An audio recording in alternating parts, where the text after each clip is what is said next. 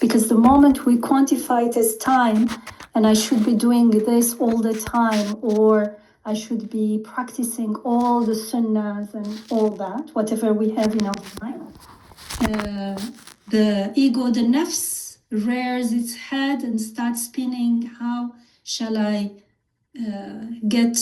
stop this and make it, we start feeling the weight, and this is too much. And even if we say I'll start doing it, within a month we start back to where we were, because it's just too much. So it's before anything else, it's an identity.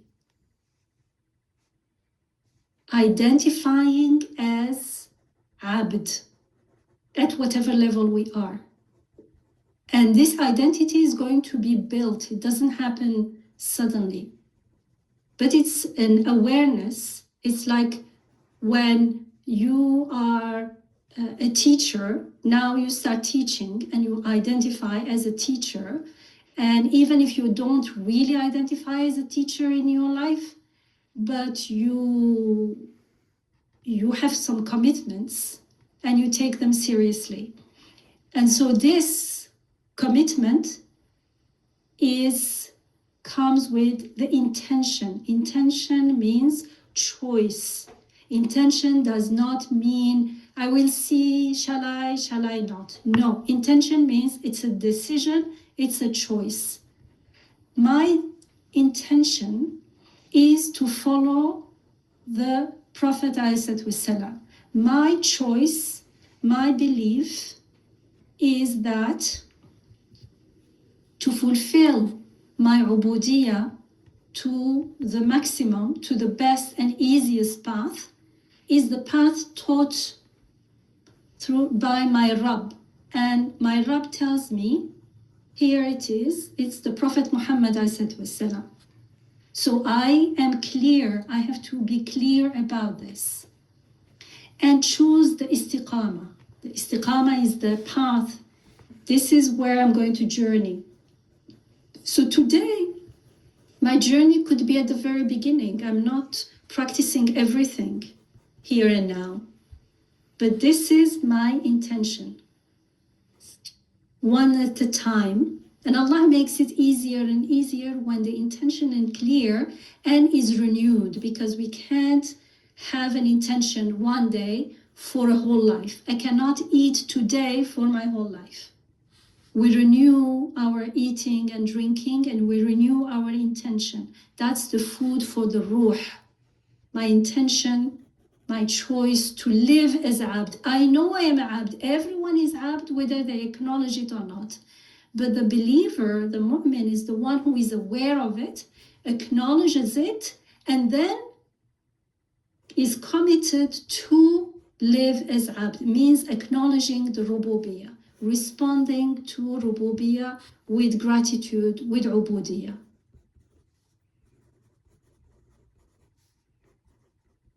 And the lunacy comes from the ego clinging to our illusions about one of our biggest illusions, personally, is as if we live as if this world is eternal, as if it's not fleeting, as if I'm guaranteed in the morning that I will wake up in the morning that I will be alive in the evening, and that everything will be the same. So it's about existing in this world and about everything else following a certain predictable pattern, which is, no, nothing is like that. That's very, it's not true at all.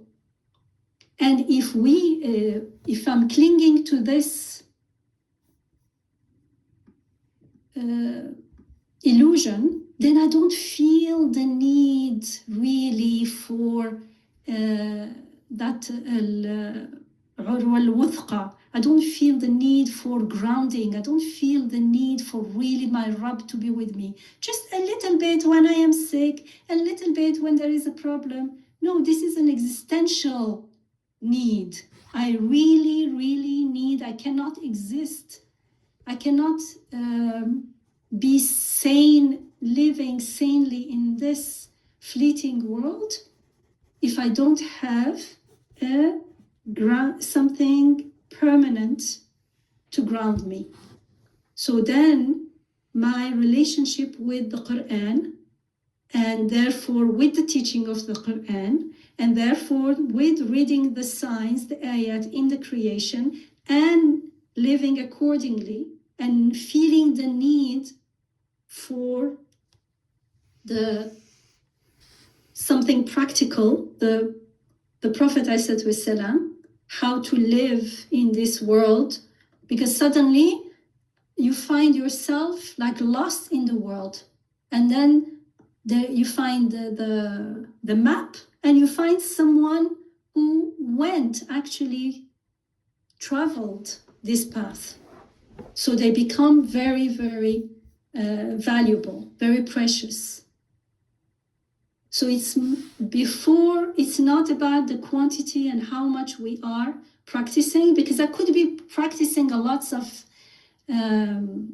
sunnas. I'm using a small s, because a small sunnas without having the grounding in ubudiyah, without really having that awareness of who the Prophet really means. It does not mean I'm not following the Prophet. I am following the Prophet, and there will be barakah and blessings in that.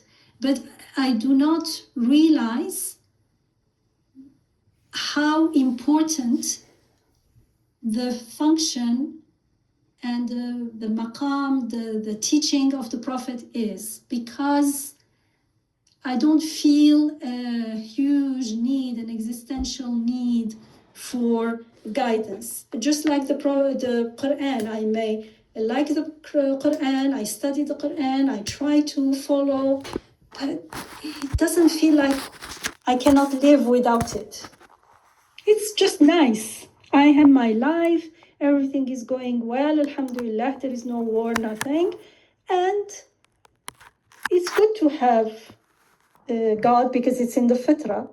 So that's good, but it's not enough. And that's why we don't feel that